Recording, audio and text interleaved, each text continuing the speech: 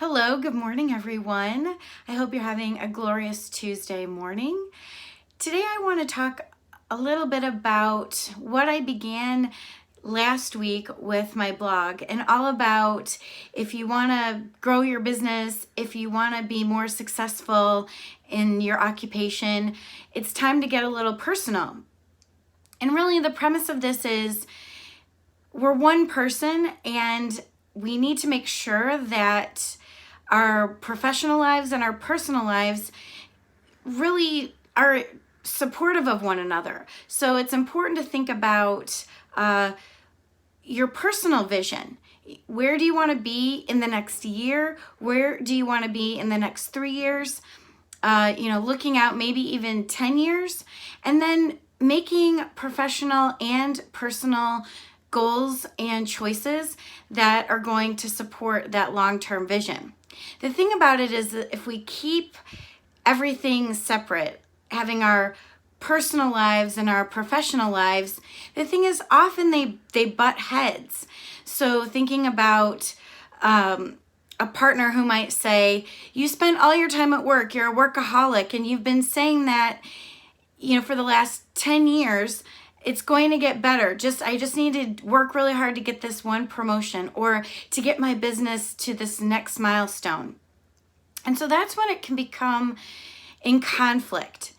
Now, I'm not saying that you shouldn't ever put more, let's say, hours into a work week. I'm not saying that. But what I am saying is it's important to have that personal vision and then set goals that are going to lead up to that personal vision, both on the business side and in your daily life.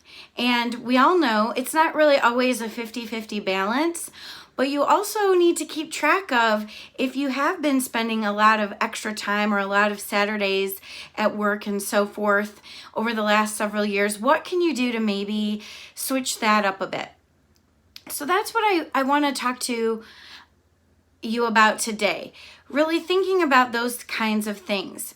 And an example is, so one of my clients, he's a small business owner, and one of the things is, yes, he does want his company to grow to not quite double in size, but pretty close. And he also wants to, within the next 10 years, only be working, 30 hours a week. And most of that time, instead of, being eyeball deep in the day-to-day business, he wants to be actually teaching and mentoring as well as being the visionary business owner. So one of the steps that was taken last year was that he really wanted to take his leadership team to the next level. So this past year, all of the goals have really been centered around him being a teacher to his leadership team, but also them taking on more responsibility and sharing in the decision-making process. So it's a step that then hopefully in the future, it'll help him get to that task of, or get to that goal, I should say, of working 30 hours a week and most of it being with teaching. And in fact, when I pointed out that actually he was going to be teaching, but in this case, he's going to be teaching his leadership team about running a small business and about leading small groups of people, his eyes brightened up a bit because he hadn't really thought of it like that. So we could actually start, one of the goals was already encompassing his love of teaching and mentoring, just not in a way he had initially envisioned. So these are the things. Think about what you want to do. Think about the next year, but also I would encourage you to go a little further out. Think of the big goals in 10 years. Think of 2 or 3 big things that you want to do. And then let's back it up and look at just the 3 to 5 year vision. And then you can get really specific when you're planning for this upcoming year, 2020. It's almost here.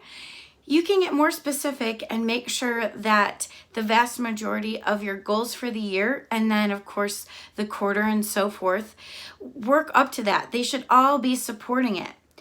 And it's important to start with that personal vision as well. So in my client's case, it was he wants to work 30 hours a week because he wants to spend more time with his family and friends, doing some fun things, longer weekends, etc. Also, the teaching part isn't just a professional thing. He loves doing it. He realized when he was working on his personal vision of things that teaching was absolutely something that fills his soul. So he said, I want to do that in the business too. So this is what I mean by get personal. Start with your personal vision and then see how both your daily life with your friends and family and your professional life can support those goals. Chances are they're going to be going hand in hand. And why it's so important to do this, I just want to stress again, is because you're one person.